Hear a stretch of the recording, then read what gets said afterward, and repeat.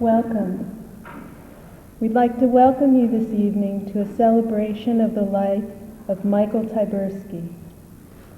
There was nothing non-committal about Michael. He was present, as big as life, always ready to laugh, tease, or explode in the energy of the moment. So we're gathered here to celebrate a dear friend, an inspired artist, and a great teacher. I was given the gift of knowing Michael through Tina Christensen and as a teacher for the UVM Church Street Center. My experience of Michael was one of an individual fully engaged in life and in living. He knew them both, the heights and the depths, and he challenged them both. In preparing for this evening, everyone I spoke with had a story about Michael. I began to feel as if there were very few people in Burlington whose lives he hadn't touched. Residents of the North End, the students at Burlington College, Burlington High School, and the University of Vermont, and the Burlington City Arts, which funded his Kids and Culture exhibit, young artists such as Gene Waltz, who wrote in the Vermont Times article, above and beyond his studio installation, Michael was art, among others. Many people mentioned to me that Michael wasn't a religious person.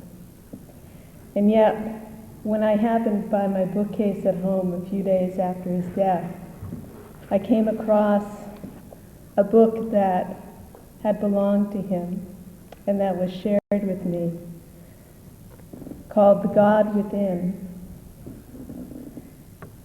This book is filled with humanity's quest for meaning and union with the divine. So it feels most appropriate to me to share with you this evening a very brief passage from it by the mystic, Christian mystic, Meister Eckhart. For God does not see what the works are, but only the love, the devotion, and the attitude of heart with which they are done. It was Michael's devotion to his art, to his friends, and to his teaching, and to the irony of life that has touched and moved so many of us. So this evening, we honor that life by sharing his stories.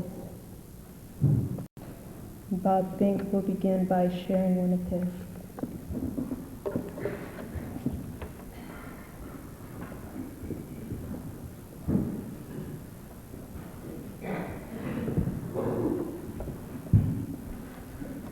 Good evening. I'm an old friend of Michael's. I've known him, we met in college, close to 25 years ago.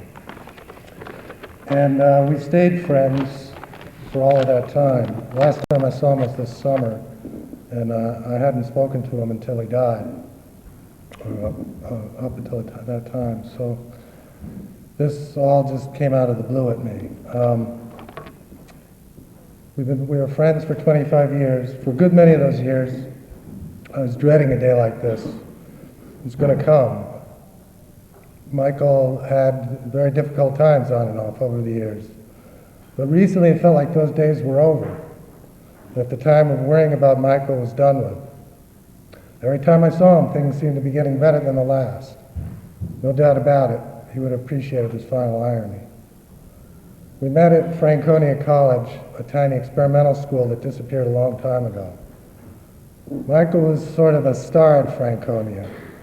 It was, Franconia was a world without rules for a lot of people, and this new freedom was celebrated vehemently.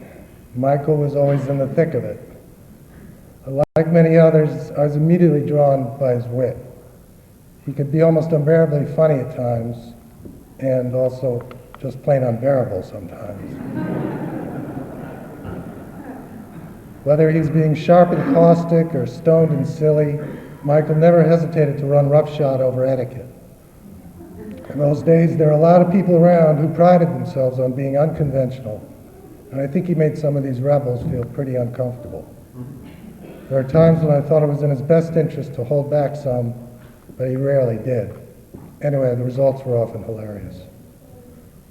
Over the years after Franconia, I watched Michael's jovial college drinking disintegrate into alcoholism. The torment the liquor caused him was something far beyond my experience, and I stood by watching, helpless. I started on a career in a family while Mike bounced around a series of New England towns, battling demons that I was reintroduced to every time we got together. Even in the midst of the struggle, Mike was working at finding something else.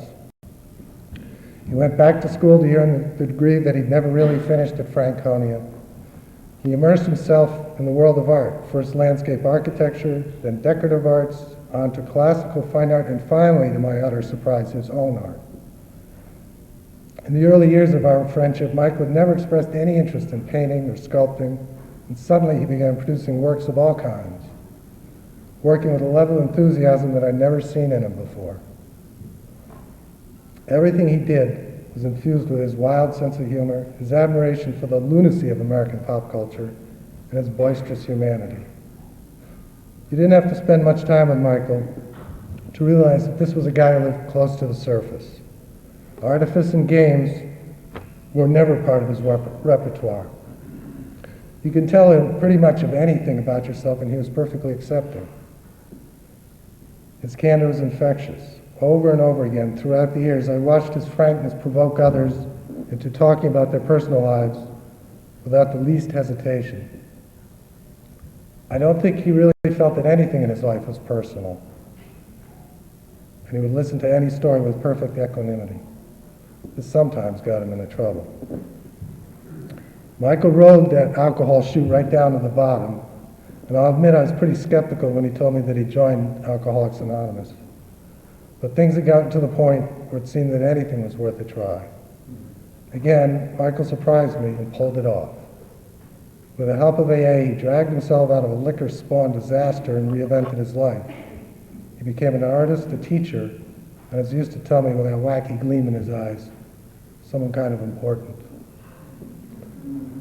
Mike, of course, he really didn't have to tell me that. I'd known it all along.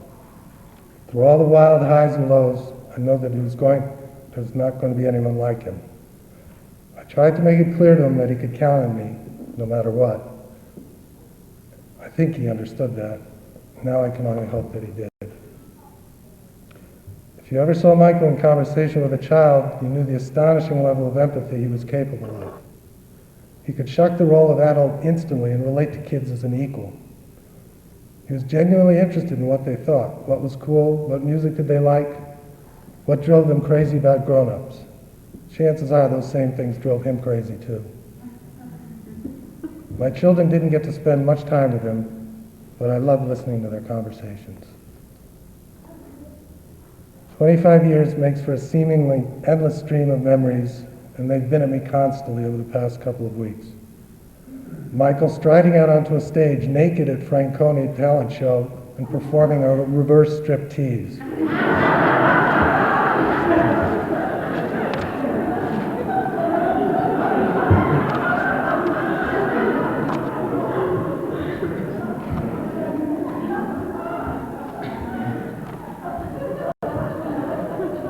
Michael flying to London with me, claiming that he's holding the jet out of the ocean with his mind. Talking to Michael about music, women, art, movies, just about anything, and being amazed at how different we were, yet how much alike we felt about so many things. I miss him a lot already. I think about him daily. But when I do, he still makes me laugh, and that's the part of Michael I'll carry with me till the end. Thanks.